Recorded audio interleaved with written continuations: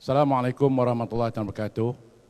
Alhamdulillah, dengan segala hormatnya saya menjemput panelis-panelis kita, Datuk Fauzi Syari, Komisioner Polis PDRM, silakan Datuk. Laksmana Imran Abdul Hamid daripada Tentera Laut. Dijemput Brigadier Datuk Abdul Hadi Khattab, TUDM. Dan Lieutenant Jeneral Abdul Ghafir Hamid, Tentera Darat. Silakan. Alhamdulillah. Marilah kita mulakan program kita ini dengan membaca ulumul kitab agar program kita dicuci Allah Ta'ala. Al-Fatihah.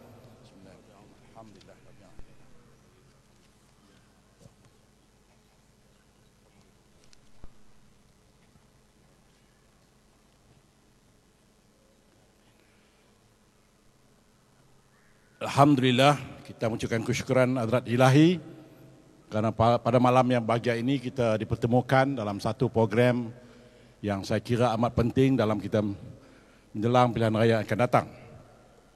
Inisiatif program ini sebenarnya telah mempertemukan Sekretariat Pakatan Rakyat, NGO Pahlawan dan juga NGO Kerabat untuk membawa pemimpin-pemimpin tentera, pemimpin polis, orang-orang yang memang tahu tentang keselamatan negara kita. Untuk itu kita semua faham melalui media-media massa bahawa negara kita sedang berhadapan dengan masalah yang berlaku di Lahad Datu, dan ada di antara prajurit kita dan juga anggota polis kita telah pun meninggal dunia. Untuk itu saya kira eloklah bersama-sama kita menghadiahkan Al-Fatihah untuk mereka. Al-Fatihah.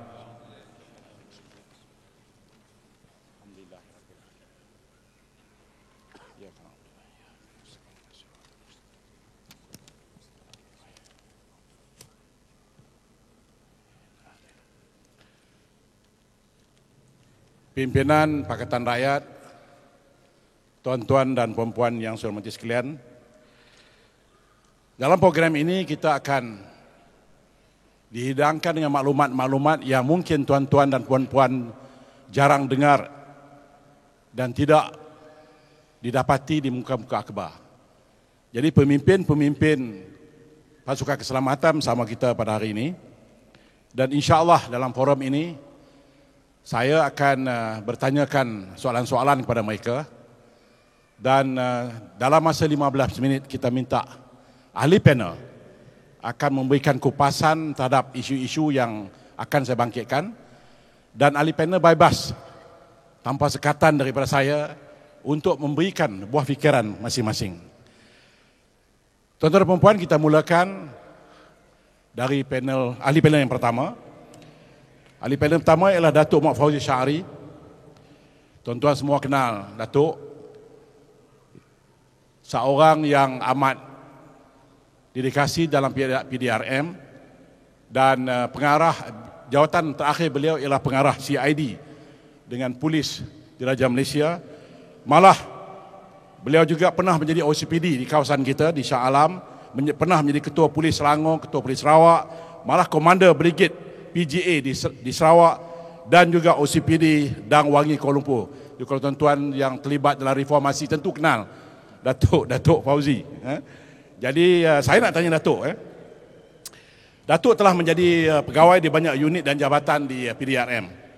Soal koordinasi, criss-cross maklumat dan perisikan adalah amat penting. Ketepatan maklumat hasil dari perisikan menjadi begitu penting. Adakah Datuk merasakan terdapat sistem maklumat yang tempang atau kualiti maklumat yang boleh diragui, ataupun agensi yang harus memproses maklumat itu gagal berfungsi yang mengakibatkan sempadan kita mudah dibolosi dalam kes tak tahu? Apakah pandangan Datuk tentang ini? Maknanya sistem maklumat berlakunya breakdown dalam risikan dan sebagainya. Sila Datuk. Assalamualaikum warahmatullahi wabarakatuh. Yang semuliakan Datuk Moderator Majlis, ahli panel Datuk Ghafir, Tuan Haji Imran, Datuk Hadi, hadirin dan hadirat yang dihormati sekalian, terlebih dahulu terima kasih atas kesediaan untuk saya dijemput bersama dalam acara forum ini. Pertamanya saya ingin menyatakan bahawa agaknya saya antara yang paling keliru bersabit dengan status dan juga cara kejadian ini. Memanglah kita kata dalam kejadian yang berlaku kira-kira 2 bulan yang dulu itu sesuatu yang kita menakjubkan, mengejutkan juga. Jadi apa yang saya nyatakan bahawa kita tak lain tak bukan, apa yang kita dapat itu adalah daripada media, dan sesuatu yang nyata adalah kita tak dapat orang kata suatu penerangan ataupun input maklumat yang jelas. Itu yang saya nyatakan saya cukup kata, sehingga sekarang pun masih keliru dan terkejut peristiwa begini. Bersabit dengan soalan ini, kalau nak dinyatakan adakah berlaku orang kata tempang kepada segi sistem risikan kita, maklumat kita, ya. Terlebih dahulu saya ingin menjelaskan sedikit bahawa kita dalam urusan memantau keselamatan negara ini memanglah kita ada mekanisme yang tertentu, kerjasama dan jalinan, ya. Sejak mereka lagi kita tahulah bahawa pasukan polis tak lain tak bukan kita mempunyai satu unit yang cukup orang kata cekap selama ni, kita rasa cukup menolonglah dari segi memantau, dari segi untuk menjaga ketenteraman negara. Maksudnya dari segi maklumat ni kita ada satu unit yang kita namakan, kalau tak sebut pun tuan-tuan dah dengar, SB, semua orang tahu, ya. Dan dalam hal ini sebetulnya kita nak menyatakan bahawa dalam pemantauan maklumat ni dari segi kita membuat tugas risikan ini, kita berada di setiap peringkat. Kalau di federal memanglah di Bukit Amannya, peringkat negerinya dan turun ke bawahnya, setidak-tidaknya di peringkat daerah IPD memang kita ada unit khas. Dan mereka ni tak lain tak bukan tugas orang kata memantau situasi, mendapat orang kata maklumat, ya. Seandainya mekanisme itu ikut sebagaimana SOP yang ada lah, kita berjalan dengan betul lah. Tapi dalam hal ini barangkali kalau tuan-tuan dah tanya tadi tu, apakah yang terjadi ini sehingga kadang-kadang kita rasa seandainya betul kita ni bertugas mengikut tata cara yang ada, mana mungkin, ya, peristiwa yang sebegini yang cukup mengaibkan, yang kata cukup mendebarkan seluruh rakyat. Karena kita tahu seandainya mereka kalau dari luar datang semata dalam bentuk orang kata berkumpulan, ataupun berdikit-dikit, senyap-senyap, ya, pelan-pelan, ya, menyusup, berkampung dan mengadakan suatu orang kata pakatan untuk memberontak, ya. Jadi status yang begitu kita mengagali, kita kata ini suatu orang kata rebellion gitu, dalam bentuk kalau mereka sudah bertapak, sudah berkampung di sini. Tapi kalau datang secara serentak, maklumat awal kan kita dah dengar kata peringkat ratusan, ya. Ratusan maknanya paling minimanya 100 kali 200, 300, tapi kita tak dapat sampai sekarang jumlah yang sebenarnya. Itu satu persoalan. Tetapi nak menyatakan seandainya datang secara serentak begitu, mana mungkin seandainya kita ada berbagai-bagai tapisan. Mereka dari luar. Maknanya tapisan pertama tak lain tak bukan TLDM, kita ada Navy. Kemudian kita ada APMM, Agensi Penguatkuasa Maritim Malaysia. Dan tak lain tak bukan daripada PDRM kita ada pasukan polis marin, pakai mering, polis marin, marine police lah anyway. Dan kita ada juga bantuan daripada unit lain, iaitu turut bersama kita tak lain tak bukan kita ada penguatkuasa custom, ya. Jadi kalau tapisan yang begini mereka masuk, tak mungkin kita kata dengan mudah bolos, ya. Jadi apabila berlaku tabrak tu, kata pertembungan pada awal Februari, awal Mac, sudah pasti kita lihat seandainya mereka ni datang secara serentak berkumpulan dengan bersenjata, pastinya urusan yang begini mengikut Geneva Convention akan ditangani oleh tentera. Itu kita semua faham, sedia maklum bahawa ini cara kita mengendalikan urusan yang orang kata mengganggu gugat keselamatan negara. Tapi apa yang berlaku? Tak lain tak bukan, setelah sekian lama berlaku, kita lihat memang ada kerjasama, tetapi kepala dalam urusan ini, ketua adalah PDRM. So kita bayangkan sedemikian, kita kena faham sendiri kerana kita tidak ada dapat informasi yang sebenar-benarnya. Lantaran kita yakin bahawa ini urusan dalam negeri, bermakna mereka ni datang secara senyap-senyap, sedikit-sedikit, pelan-pelan.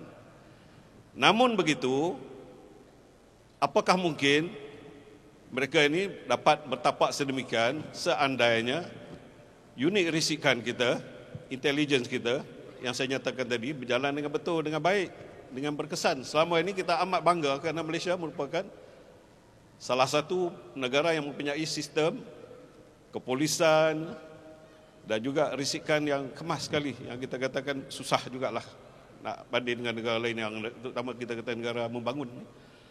Tapi lantaran berlaku yang begini, seolah-olahnya tidak ada unit ini. Mekanismenya saya tak boleh nak ceritakan, berkali kalau cerita sikit-sikit tuan tahu, tapi kalau cerita lebih-lebih kita membocorkan satu perkara, kadang-kadang kita katakan tak bolehlah kita nak bagi tahu detail bagaimana kami membuat tugas. Kami itu maksudnya waktu saya dulu. Cara kita mendapat risikan itu, dapat maklumat itu. Pada umumnya kita katalah, kita approach kita, pendekatan kita baik secara orang kata terbuka, cara kita dapat secara orang kata macam LP saja, listening post ataupun melalui yang orang kata informer semua ni. Yang detail dalam lagi tak payah saya ceritalah. Berkali kalau sebut perkataan ejen semua fahamlah, kita pun ada cara-cara yang tertentu. Tapi menceritakan seandainya ini berlaku, ini berjalan, tak mungkin kalau mereka datang bukan secara mengejut, secara orang kata serentak, kita takkan dapat. Kalau kita tak dapat maklumat ni, tak mungkin. Mestinya setidak-tidaknya ada benda ini sampai ke pihak berkuasa. Tapi apa yang berlaku meletup, mengejut. Hingga selepas terjadi maksudnya diumumkan bahawa ada pencerobohan, istilah ceroboh. Kita anggap status itu mereka menceroboh itu memanglah kita kata yang tidak ada kena-mengena negara ni, memanglah sebagai mereka ni yang asing lah ya. Bersalahanlah dengan peraturan kita ni, undang-undang kita, mereka tak sepatut berada di situ. Tapi nak menceritakan hebatnya mereka ni bila dah datang ke situ sekian lama, berkampung, berinteraksi, berkumpul bersama dengan rakyat yang lama, yang dah sedia ada di kampung yang dinamakan Tandoh tu di Lahad Datu. Jadi ini suatu yang kita kata mengecewakan.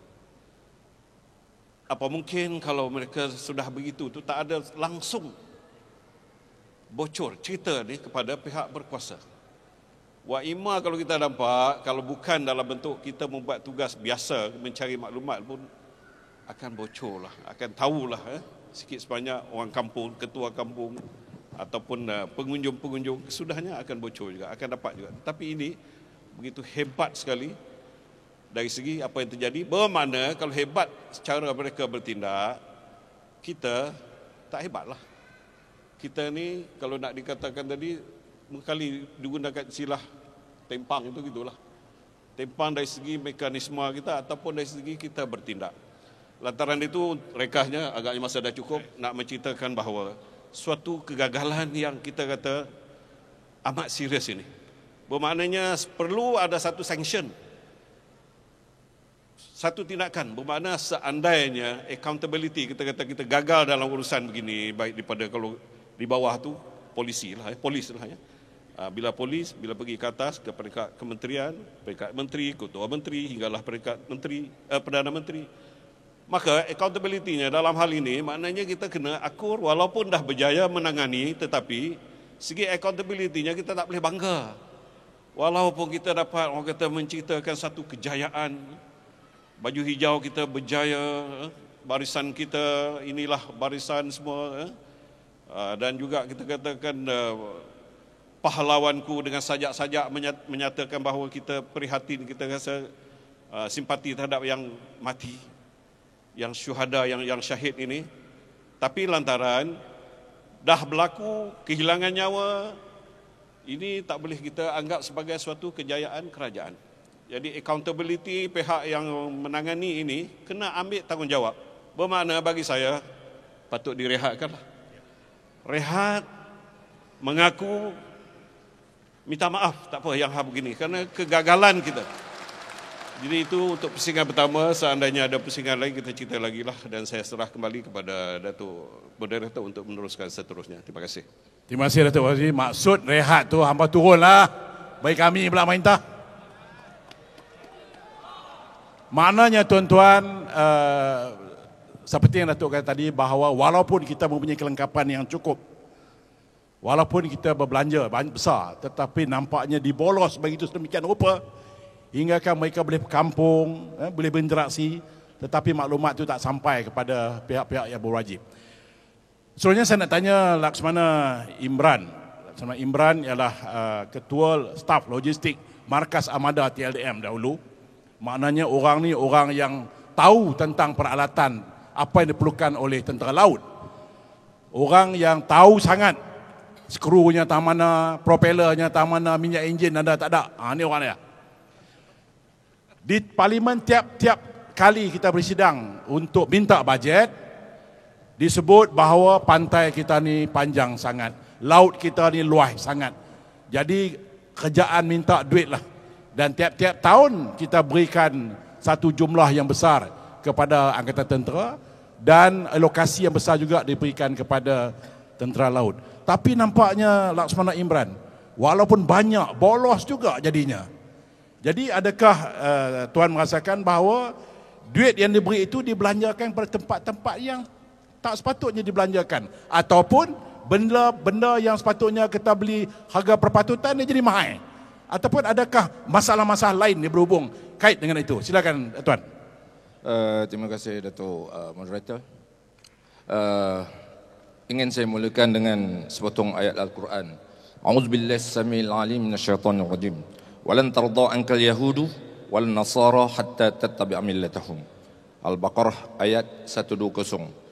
Selamanya Yahudi dan Nasrani tidak akan bersetuju dengan kamu sehingga kamu ikut cara hidup mereka. Jadi apa yang berlaku di negara kita ni, pemerintah kita tidak mengambil kira amaran Allah Subhanahu wa taala. Diambilnya Yahudi jadi penasihat. Penasihat dalam segala, dalam serba-serbi lah, termasuklah perolehan peralatan perang ni, ya. Dalam hal ini Zionis memperkenalkan 25 protokol. Antaranya protokol yang ke-25 dia kata persenjataan. Kegiatan menambah alat senjata mesti digalakkan secara besar-besaran agar sesama bangsa goyim. Goyim ni Yahudi kata kita ni goyim lah, binatang ternakan. Sebab itu kita lihat di Palestin, Yahudi ni bunuh orang saja-saja je, anak dengan bapa ditembak saja je, tak ada benda. Goyim, binatang ternakan. Tapi kalau orang dia mati seorang, dia akan balas 1000 goyim selain daripada ni dia. Jadi kita bimbanglah, pemimpin kita ni dah guna penasihat ni, EPCO, menasihatkan dia dalam serba-serbi. Dan kita bimbang juga yang berlaku kat Datu tu ada terlibat dalam nasihat-nasihat Yahudi. Itu kita bimbang. Jadi kita lihat bagaimana dinasihatkan oleh protokol Zionis yang ke-25. Bangsa goyim itu melakukan kemusnahan sesama mereka, dan akhirnya rakyat jelata terdiri daripada rakyat yang biasa sahaja yang tinggal di dunia ini, selain dari segelintir jutawan yang berkhidmat untuk kita. Untuk kita tu kalau kita kita tafsirkan di sini, pemimpin lah, dan juga anggota-anggota polis dan tentera cukup untuk melindungi kepentingan kita. Ini protokol 25 antaranya, ya, yang diambil oleh pemerintah kita untuk memerintah negara. Kita redha ke tidak, tuan-tuan dan puan ni? Perlukah kita simpan? Sebagaimana Datuk kata, cukuplah dia, kita tukar dia, boleh? Berbalik kepada soalan Datuk tadi, sama ada peralatan kita value for money ke tidak, berbaloi ke kita beli tidak. Kita telah dedahkan perolehan. Tuan-tuan bayangkan, ini kita tak usah cerita Navy dululah. Army, tentera darat, dia beli kereta perisai daripada Turki. Kalau kita beli terus, harga dia 6 juta. Tapi kita beli melalui DefTech Sdn Berhad, Malaysia Berhad, nilai dia menjadi 29.4 juta. Ini kereta perisai apa ni? Kalau ikut ni yang berhormat Dr. Rani dulu, dia pergi ke Lebanon. Orang nak tembak kereta perisai Israel tu tak boleh tembus, tak boleh meletup, tak boleh bocor. Tapi dengan ayat Al-Quran, wa ma ramaita iz ramaita walakinnallaha rama, dia tembaknya bocor. Tapi kita punya ni bukan harga seperti itu. Kita bayar 29.4 juta kepada DefTech, tapi harga sebenarnya 6 juta aja. Kemana perginya tuan-tuan dan puan? Tanya, jawab sendirilah. Itu tentera darat. Tentera laut, kita beli kapal selam. Harganya 4.5 bilion. Sepatutnya kita dapat harga kapal selam sebenarnya ialah 4 bilion. 500 ribu ringgit dah pergi ke mana tuan-tuan dan puan? Ini kita tengah siasat ni. Kita tengah siasat, kita tengok ke mana duit tu pergi. Razak Baginda sedang beristirahat di England dengan isteri dan anak yang dikasihi. Tak ada masalah. Mana datang duit tuan-tuan dan puan? Duit sana mahal berbanding dengan kita. Satu pound sterling mungkin 6 ringgit kita. Jadi bayangkan tuan-tuan, kita rakyat menanggung kehidupan mewah mereka dengan duit yang kita bayar melalui kapal selam. Dan tu kapal selam kita dikabarkan apa? Ada yang boleh selam, ada yang tak boleh selam. Itu kita tak boleh tahulah, kita tak boleh fitnah. Tapi tuan-tuan ingat satu waktu dahulu Panglima Tentera Laut kata apa? Dengan adanya kapal selam, kita dapat mengelakkan negara kita diserang oleh seperti Alfonso Albuquerque dulu. Betul? Tapi apa yang berlaku di Lahad Datu? Mana kapal selam kita? Kalau dia timbul kat situ je, mungkin tentera seru tak berani pun nak masuk. Betul tak tuan? Inilah keadaan dia. Jadi berbaloikah duit yang kita bayar 4.5 bilion, tentera Sulu pun boleh tembus. Tuan-tuan dan puan, ini yang terbaru. Yang terbaru, insya-Allah kita sama-sama Pakatan Rakyat mesti halang. Kita memang kekurangan aset untuk membuat rondaan. Sepatutnya kita mendapat 27 buah petrol vessel. Kita baru buat 6 buah saja tuan-tuan dan puan. Dah diubah jenamanya kepada Littoral Combat Ship. Harganya lebih kurang 6 bilion pada asalnya. Tapi bila dirunding, sekarang ni dah jadi 9 bilion. Tuan-tuan bayangkan kenapa diubah jenama daripada petrol vessel yang kita perlukan kepada Littoral Combat Ship. Ini mesti ada udang di sebalik mi tuan-tuan dan puan. Percaya tak? Ini pemimpin dapat nasihat dapat Yahudi. Dia tak kira halal haram. Turun daripada langit air dekat Selangor, dia kata dia punya juga. Keluar hasil bumi daripada bumi, pasir-pasir semua tu, dia kata dia punya juga. Keluar minyak daripada laut, dia punya juga. Kesian orang Kelantan. Tadi Datuk Najim kata orang Terengganu, daripada royalty dah jadi kepada orang ihsan. UMNO, Barisan Nasional Zalim. Betul tak tuan-tuan? Kita tumbangkan dia PRU13 nanti. Kita lihat. Ini insya-Allah. Sebenarnya ni untuk makluman Datuk Fauzi, pada lebih kurang 2009-2010 kita habis serahkan petrol vessel kita, kapal kecil ni yang untuk meronda menjaga keselamatan perairan khususnya di Sabah Timur tu, kita telah serahkan kepada APMM, Agensi Penguatkuasaan Maritim Malaysia. Sebenarnya kesalahan apabila berlaku kebocoran ni, tentera laut tidak boleh dipertanggungjawabkan keseluruhannya. Oleh kerana kita tak serahkan aset kita kepada APMM. Hanya kita tinggal 6 petrol vessel yang baru. 2 di Kuantan, 2 di Langkawi dan 2 di Pekalan TLDM. Jadi mungkin kekurangan aset itu telah menyebabkan kita tidak dapat melakukan rondaan, khususnya di pantai Lahad Datu dan juga Kudat. Masa saya di zaman 1977 apabila menduduki KD Rencong, kami mengawasi petrol tu 1 minggu tak jejak tanah, 1 minggu muntah hijau, tuan-tuan dan puan. Kami menjaga perairan kita dibocori. Sudah kami bila masuk Pakatan Rakyat dituduh khianat. Tahu tuan-tuan, 37 tahun, 8 bulan, 22 hari di dalam LDM. Lama ke tidak? Patut ke dituduh khianat kepada kami ni? Siapa yang khianat? Siapa yang bagi IC kepada pendatang-pendatang haram tu? Siapa dia? Cek dek pendatang haram merupakan pengkhianat pertama. Buat tak tahu saja, tak ada pun siasatan. Biarkan dia bercakap lagi. Ini pun projek kapal selam ni pun zaman Najib. Kita hairan mengapa projek ini melibatkan Menteri Pertahanan, Datuk Seri Najib. Sebenarnya perolehan yang melebihi 33 juta lebih kurang, Kementerian Pertahanan tidak boleh terlibat, Kementerian Kewangan dan juga pembekal. Ini yang peliknya.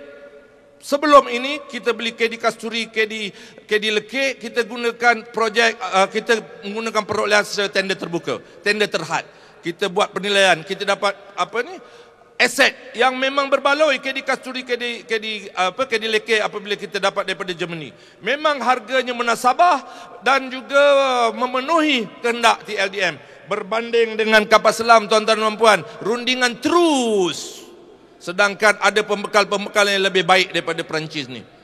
Jadi oleh kerana, tuan-tuan fahamlah, oleh kerana kroni dan juga sebab-sebab tertentu, kita tidak dapat aset yang benar-benar memenuhi kehendak kita. Sebab itu ada maklumat mengatakan tak boleh timbul dan tak boleh tenggelam. Biar dia timbul saja, jangan tenggelam. Kalau tenggelam, inna lillahi wa inna ilaihi rajiun. Sedikit makluman untuk tuan-tuan. Tapi percayalah, memang perolehan sekarang berlaku penipuan kepada rakyat. Jadi insya-Allah apabila Pakatan Rakyat memerintah, kita akan bersihkan Kementerian Pertahanan dan pastikan kita dapat buat perolehan memenuhi kehendak tentera, insya-Allah. Sekian, terima kasih. Ini kacau kita ni. Ini garang. Ini bawa pengilak semana. Ya. Baik, kita dapat banyak maklumat, tetapi saban tahun seperti yang saya sebutkan juga dalam parlimen, bila dibentangkan permintaan untuk pembelian, ahli parlimen akan berdebat hinggalah satu kali itu kita berhenti debat pukul 3 pagi untuk meluluskan bajet yang diminta oleh kerajaan. Tapi saya nak tanya Datuk Hadi. Datuk ialah bekas Panglima Logistik dan Markah Logistik Tentera Udara. Adakah peralatan-peralatan kita beli itu peralatan yang diperlukan oleh betul-betul tentera kita, ataupun kita beli kerana terlibat ada orang yang nak masuk ke apa ke atas tu, ataupun tekanan-tekanan politik, akhirnya pembelian itu nampaknya seolah-olah bukan seperti yang diperlukan oleh prajurit kita, tetapi memenuhi kehendak-kehendak orang tertentu, khususnya orang politik. Macam mana pandangan Jeneral Hadi? Silakan. Assalamualaikum warahmatullahi wabarakatuh. Melihat kepada soalan Datuk moderator kita, kalau nak dijawab dalam masa 15 minit tak cukup sebenarnya. Ini masalah perolehan. Siapa yang telah pernah mengendalikan perolehan dan peruntukan kewangan, ini bukanlah perkara yang mudah. Apa yang saya lihat di sini dalam persoalan yang ditanyakan tadi, sama ada peralatan itu cukup atau tidak. Cukup itu sebenarnya susah nak didefinisikan apa cukup itu sebenarnya. Sebab dalam mengagihkan peruntukan kewangan, kita kena faham bahawa banyak keperluan-keperluan lain yang perlu dipenuhi. Bagi keperluan perolehan untuk Angkatan Tentera, saya melihat sebenarnya perkara ini lebih kepada perlu diasaskan kepada dasar pertahanan negara itu sendiri. Saya tidak tahu, saya tak pernah duduk di parlimen ya. Sama ada dasar pertahanan negara itu diperbincangkan ataupun didebatkan di parlimen. Saya tak tahu, itu kena tanya ahli parlimen, tanya Datuk Johari, dia duduk di parlimen. Jadi keupayaan peralatan negara mestilah berasaskan daripada dasar yang telah digariskan, iaitu dasar pertahanan itu sendiri. Jadi sama ada peralatan itu cukup ataupun tidak tertakluk kepada polisi itu. Kerana di dalam dasar itu sepatutnya telah menggariskan apakah keupayaan yang kita hendak sebenarnya. Kita hendak melihat apa capability yang kita hendak. Sebab kita mesti menilai apakah ancaman sebenarnya yang kita hadapi. Apakah kita sebenarnya ada ancaman musuh. Itu sebenarnya. Jadi dari situ baru kita dapat melihat keperluan peralatan yang kita hendak perolehi. Berasaskan kepada situ. Capability kita mesti berasaskan kepada situ. Ataupun kita melihat sekarang ini dalam keadaan konvensional ataupun insurgency. Di sini perancang yang untuk memperolehi peralatan tersebut mestilah betul-betul pakar dan tahu apakah sebenarnya ancaman yang dihadapi oleh negara. Jadi dari segi perolehan kita yang kita buat, saya melihat bahawa saya tak mau gunakan perkataan cukup. Datuk Johari tadi cukup, dia kata cukup. Tapi kita sebenarnya mendapat perolehan peralatan senjata peperangan itu, sebenarnya apa yang kita perlu tengok ialah dari segi employment peralatan tersebut. Apakah kita tahu bagaimana kita nak menggunakan peralatan-peralatan yang telah diperolehi. Contohnya di Lahad Datu. Ya. Sepatutnya mereka yang terlibat, pemimpin-pemimpin negara yang terlibat tahu apakah jenis ancaman yang dihadapi. Kalaulah ancaman itu daripada insurgency atau militan yang masuk seramai 200 orang, apakah layak kita menggunakan fighter jet untuk mengebom mereka? Ini isu sebenarnya. Jadi dari segi employment, mungkin ada orang mengatakan projection of power. Tapi saya mempersoalkan projection of power of what? Untuk ditunjukkan kepada siapa? Nak ditunjukkan kepada Filipina? Saya rasa tidak. Kerana musuh hanya 200 orang. Tapi penggunaan aset itu tidak bertepatan. Jadi ini masalah sebenarnya. Jadi kemungkinan kita memerlukan alat yang lain.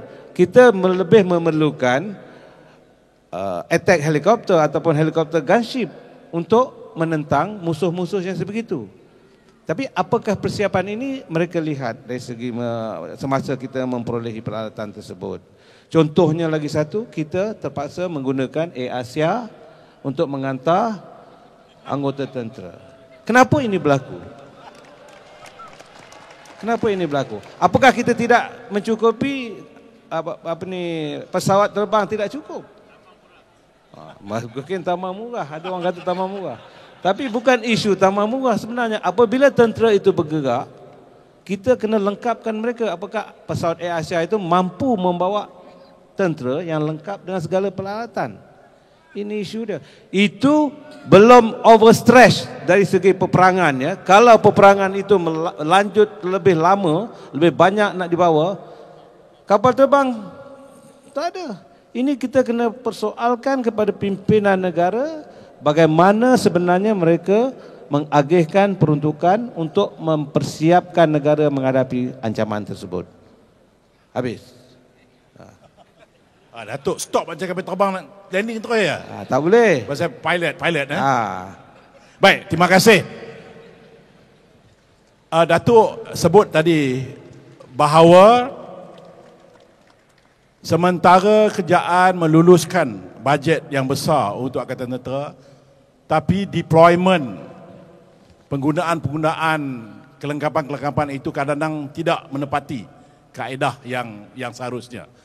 Tuan-tuan dan puan-puan, kita beralih kepada ahli panel kita yang terakhir, Datuk Ghafir Abdul Hamid. Beliau ialah Timbalan Parlimen Tentera Darat.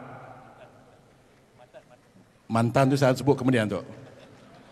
Sebab saya masih lagi menganggap Datuk masih lagi general. Once a general, always a general. Dan pernah menjadi Panglima di 6 Brigade Sungai Petani, tempat saya, Datuk, terima kasih. Kemudian pernah menjadi pegawai pemerintah Malbat di Namibia. Baik, soalan yang saya nak tanya Datuk ni agak soalan cepu mas, Datuk. Cepu mas. Yang pertama sekali lagi tentang risikan. Kalau Datuk Fauzi tadi sebut ada sesuatu tak kena bagaimana risikan itu dimasajkan.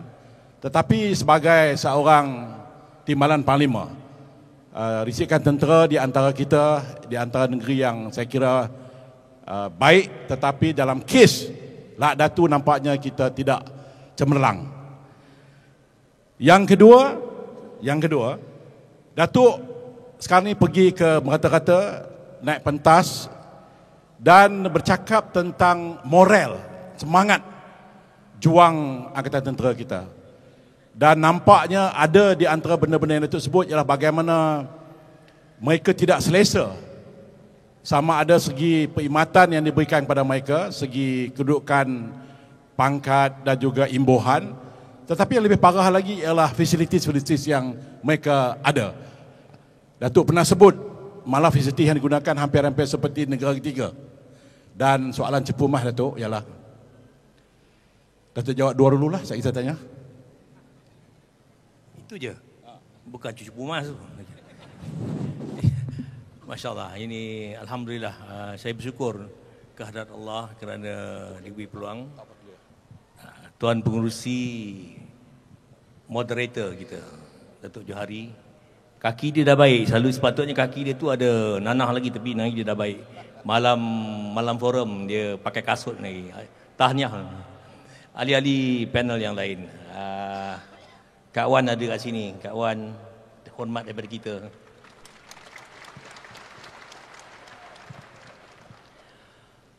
Saya yang sebenarnya soalan perisikan ini adalah sangat sensitif pada saya kerana saya tahu Angkatan Tentera dan Polis sungguh berkeupayaan. Tetapi kerana insiden Lahad Datu ini, dia mencemarkan nama Angkatan Tentera dan juga Polis Diraja. Saya cukup hormat kepada kedua-dua organisasi ini. Saya berkhidmat dalamnya 36 tahun. Kalau siapa tak tahu, dia cepat mengunting jari kepada Angkatan Tentera ataupun kepada polis mengatakan mereka gagal daripada persikan. Saya ingin terangkan di sini, kesalahan yang berlaku bukanlah salah servis itu sendiri, tapi daripada salah politik. Okay? Saya ingin ingatkan. Pertamanya, sejak tahun 1999, apabila seorang tu hampir kalah dia punya konstituensi, dia menangis dalam TV kerana nak hampir kalah. Okay? Sejak insiden itu, apabila dia menang dengan berapa undi? 25 undi ya. Dan akhirnya menjadi seorang minister. Minister yang menang dengan 25 undi, patut negara lain tak layak menjadi minister. Cuma negara Malaysia je kalah, menang dengan 25 undi, boleh jadi minister dan akhirnya menjadi prime minister. Itulah negara Malaysia. Okay. Sejak tahun itu, Angkatan Tentera Malaysia, perisikannya yang mengendalikan perisikan luar negara telah diambil alih dan ditukarkan kerjanya untuk menjaga politik Malaysia. Bayangkan aset yang penting untuk menjaga perkhidmatan kita di luar negara ditukar ganti untuk menjaga politik Malaysia. Kalau tuan-tuan dan tak puan tak sedar, kadang-kadang leaflet yang tuan dapat di rumah-rumah mencaci orang adalah dibuat oleh mereka. Kadang-kadang blog yang ditulis untuk mencaci pembangkang juga mungkin dibuat oleh mereka. Banyak lagi pekerjaan yang mereka buat, pergi rumah ke rumah, memaksa orang. Ini adalah kerja risik. Okay? Itulah tugas utama yang telah diberi kepada mereka untuk menentukan kerajaan yang ada dikekal menjadi kerajaan. Jadi kita soal adakah itu kerja utama risik. Disebabkan ini, mereka tidak ada keupayaan. Keupayaan mereka telah hilang selama 13 tahun. Aset dan kepakaran mereka telah disalahguna. Dan disebabkan itu apa berjadinya? Saya ingin ingatkan kejadian Corregidor. Kalau siapa ingat, mungkin separuh daripada mereka tak ingat, tapi yang mana sezaman dengan saya ingat tentang Corregidor. Setelah penubuhan Malaysia tahun 1963, berlaku insiden Corregidor di mana di Pulau Corregidor negara Filipina telah mengumpulkan rakyat youth, dia punya rakyat mudanya di pulau itu dengan berharapan untuk membekalkan mereka senjata dan menyerang Sabah. Tetapi bernasib baik kerana perisikan kita berfungsi dengan efisien sekali. Jadi kita mendapat laporan awal daripada intelligence kita menyatakan bahawa ada perkumpulan anggota-anggota muda di Pulau Corregidor. Kita telah mengambil langkah diplomatik untuk menghubung dengan Manila dan menekan Manila sehingga mereka membatalkan rancangan itu. Itulah tugas perisikan. Tetapi di Lahad Datu, saya minta maaf, ini tidak berlaku. Disebabkan siapa? Angkatan Tentera bukan, polis bukan.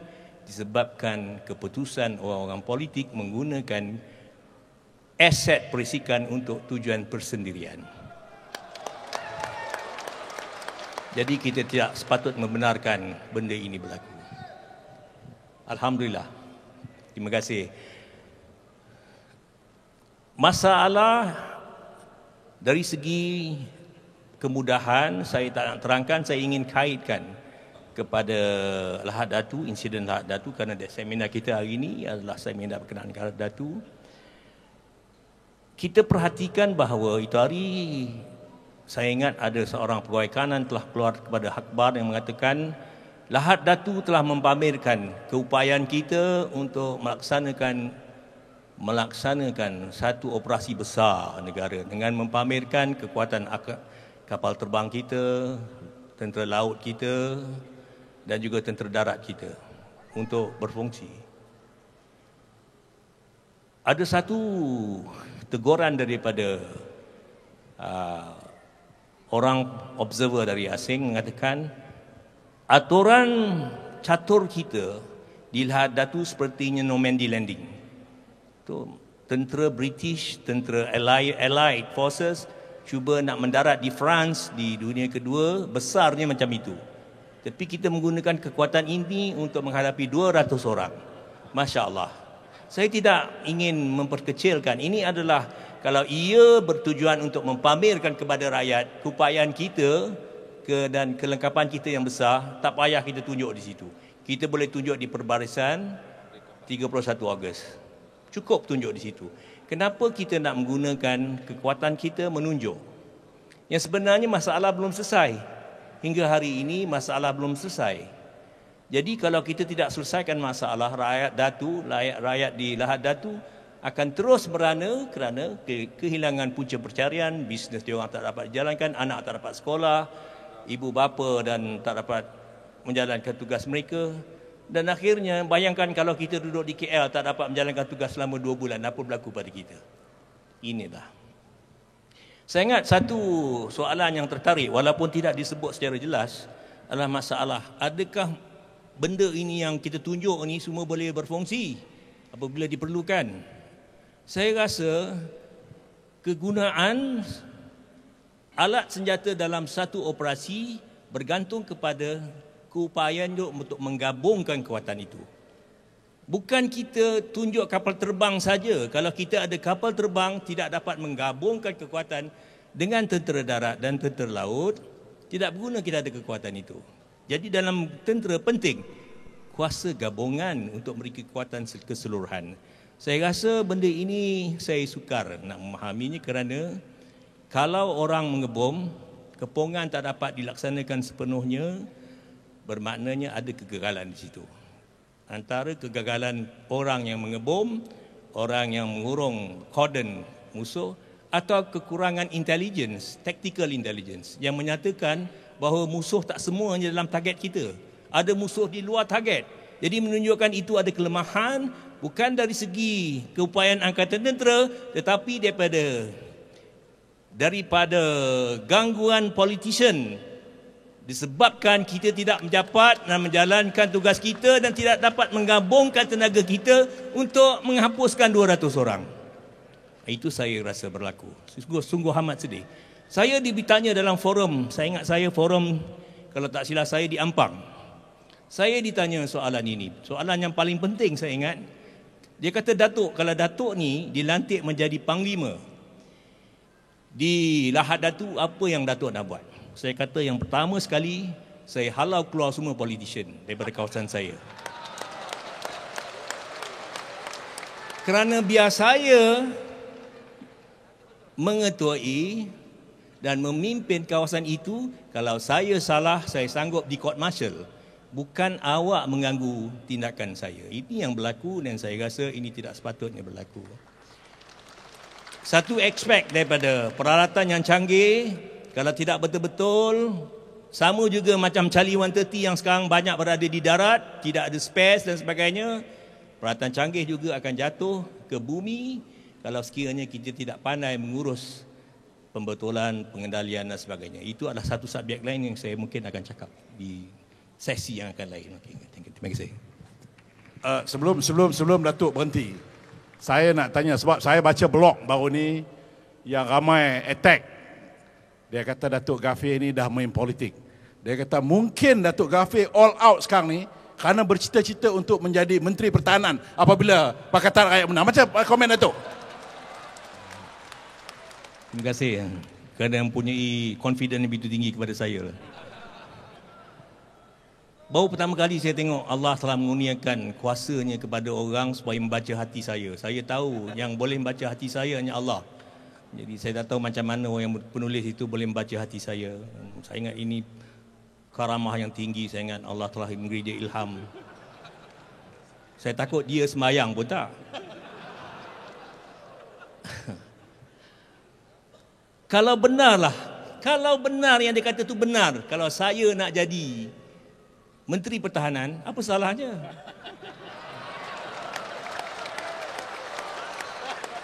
Saya qualified. Saya mungkin menjadi Menteri Pertahanan yang lebih baik daripada Menteri Pertahanan sekarang. Ataupun Menteri Pertahanan yang lalu. Yang sekarang telah menjadi Perdana Menteri. Saya mungkin lebih baik daripada dia. Jadi kenapa tidak boleh saya jadi Menteri Pertahanan? Kalau betul lah, okey. Saya ingat itu saya dah jawab soalan tu. Saya ingat. Terima kasih. Itu open ended tuan-tuan dan puan. Mana saya pun belum tentu lagi ni. Kena counting balik dengan general. Alhamdulillah. Nampaknya kita sampai ke punyo jalan kerana kita tidak akan membuka soalan kerana program selanjutnya ialah ucapan-ucapan dari pimpinan-pimpinan Pakatan Rakyat. Saya rumuskan bahawa apa yang berlaku di Lahad Datu ialah betapa perisikan kita tidak di tahap yang cemerlang. Maknanya kalau exam ni dia dapat general degree lah tu ya. Second kelas apa tak dapat, first third kelas tak dapat, second kelas apa lah jauh sekali lah. Maknanya terdapat sesuatu yang tidak kena kepada agensi perisikan kita. Yang keduanya nampaknya sifat menunjuk-nunjuk. Sepatutnya bagaimana musuh yang 200 orang itu, seperti yang Jenderal Hadi kata, kita boleh selesaikan. Tidaklah seperti membawa 7 batalion dengan berbagai-bagai kelengkapan seolah ni kita ni hebat sangatlah. Dan akhirnya tidak ke mana juga. Dan sampai sekarang kita tengok masalah ni tidak selesai. Dan saya rasa satu lagi kegagalan yang kerajaan kena terima, bahawa terdapat media blackout yang amat ketara sekali. Dunia sekarang menyaksikan bahawa di mana-mana juga peperangan, di mana-mana juga penglibatan media amat jelas, sama ada di Timur Tengah ataupun negara-negara lain, kerana rakyat perlu tahu apa yang berlaku. Rakyat mesti faham apa yang berlaku kerana peperangan ataupun masalah ini bukan saja ditangani oleh angkatan tentera, tetapi rakyat mesti memberi sokongan kepada anggota-anggota kita yang terlibat dalam kes ini. Untuk itu sekali lagi kepada semua ahli panel, Datuk Fauzi, Jeneral Hadi, Jeneral Ghaffir dan juga Laksamana Imran, bagi pihak sekretariat kita ucapkan terima kasih atas masa yang telah pun diberikan. Terima kasih pada pandangan-pandangan yang bernas. InsyaAllah tuan-tuan dan puan-puan, tuan-tuan tahu bahawa bersama-sama kita hari ini, inilah orang-orang yang akan memberikan nasihat kepada kita. Apabila kita menapak di Putrajaya, kita tidak akan lakukan kesalahan yang mereka lakukan, tuan-tuan. InsyaAllah. Dan kita yakin kita mempunyai tim yang lebih baik, tim yang lebih jelas dan tim yang lebih jitu. Untuk itu, sekali lagi bagi pihak sekretariat saya ucapkan terima kasih Terima kasih juga kepada pimpinan Pakatan Rakyat dan juga Menteri Besar yang memberikan venue ini. Sekian, Assalamualaikum warahmatullahi taala wabarakatuh, dan saya serahkan balik kepada penganjur.